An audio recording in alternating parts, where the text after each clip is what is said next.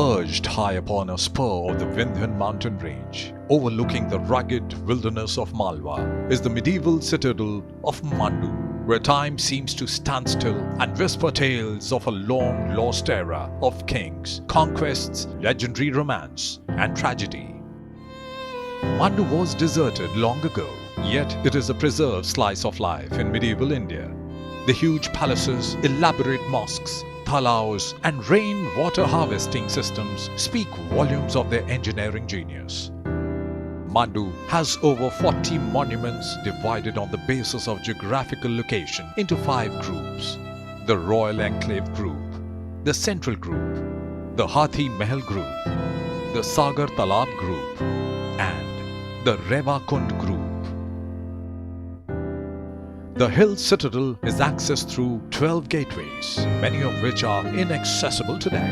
Dilli Darwaza on the north side serves as the main entrance and is richly ornamented with 5 arched openings.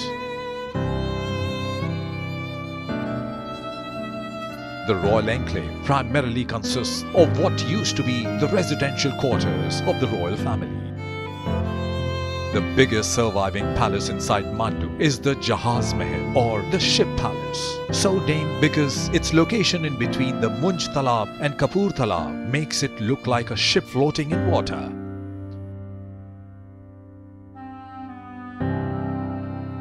Jahaz Mahal was built by Sultan Ghyatuddin Khalji to accommodate his huge harem of 150 women. Standing on the terrace and soaking in the beauty and dexterity of its intricate artistry, one can't help but marvel at the excellence of the craftsmen of yore.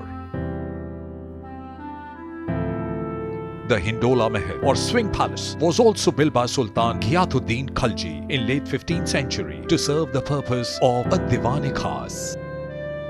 The Mahal, with buttress walls and departures, is austere but beautiful nonetheless. Dilawar Khan's Mosque, built in the early 15th century, which happens to be the first Islamic building in Mandu. Upon careful observation, one will notice the marked Hindu influences on its architecture.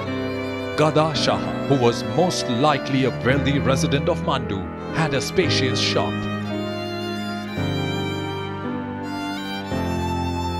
The Baulis, or step wells, were important for providing water all year round to these arid areas, noticeable being the Champa Baudi. The central group comprises the first marble monuments in India that served as the inspiration for the Taj Mahal. Hoshang Shah started the construction of the famous Jami Masjid, but eventually it was completed by Mahmud Khalji. If one stands at the center, right beneath the dome, the voice is amplified. An ingenious way of sending out azan. The Taj Mahal is famous all over the world, but few people know that Shah Jahan derived its inspiration from Hoshang Shah's tomb in Mandu. This tomb, built in 1440, is India's first all-marble structure. Even after more than 500 years, it inspires awe. Ashrafi Mahal was originally a madrasa, but later it was designated to become the mausoleum of Mahmud Khalji. Natural disasters and the passage of time have left their mark on the beautiful structure, now mostly in ruins. Yet the intricately carved facade is visible. The Hathi Mahal group is a cluster of small but beautiful monuments, namely the Hathi Mahal and tomb of Darya Khan. Hathi Mahal actually has nothing to do with an elephant, but the massive pillars of the building have given this name.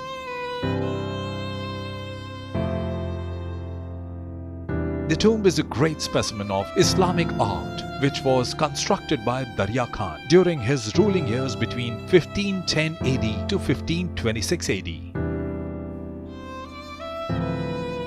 The Sagar Talao is one of the most serene spots in Mandu, especially when the tank is filled in the Brahmin monsoon. The surrounding area is dotted with a medley of buildings. Malik Mughil's mosque, built in 1432, is a spacious structure. Interesting fact being the pillars inside the mosque are actually dismantled portions of Hindu temples. The Caravanserai, or the inn for travelers, is a spacious complex offering beautiful views from its terrace. Dai Ka Mahal and Dai Ki Choti Behan Ka Mahal are two small but beautiful buildings which are dedicated to the royal nurses who evidently held prestigious positions in their life. Mandu saga is incomplete till one visits the Revakund group, the place wrapped in an aura of timelessness and magic, all due to the legendary love story of Baz Bahadur and Rani Rupmati. Revakund was constructed by Baz Bahadur to ensure water supply to his Rani Rupmati's palace. Legends have attributed religious significance to the Kund, wherein it is believed that river Narmada originates from this pool. Thus, pilgrims circumambulate this place. The pilgrims also take home fruits of baobab tree as an evidence of their visit to Revakund. What is known as Baz Bahadur's palace was actually constructed in 1508 by Sultan Naseeruddin Khalji. The palace is an interesting blend of Mughal and Rajput architecture. At one time, the walls were decorated with frescoes and ceramic tiles from Samarkand. Yet today, one can appreciate the panoramic view of the majestic Vindhyachal mountains. With their caustic quality, one can imagine the structure resonating with music and poetry that the Sultan was so very fond of. Rupmati's pavilion occupies one of the best vantage points in Mandu, being situated on a cliff overlooking the Nimar plains. Rani Rupmati was an ardent worshipper of the holy river Narmada. Thus, to honor his queen's faith, Baz Bahadur built this pavilion from which the Narmada is visible down in the Nimar plains.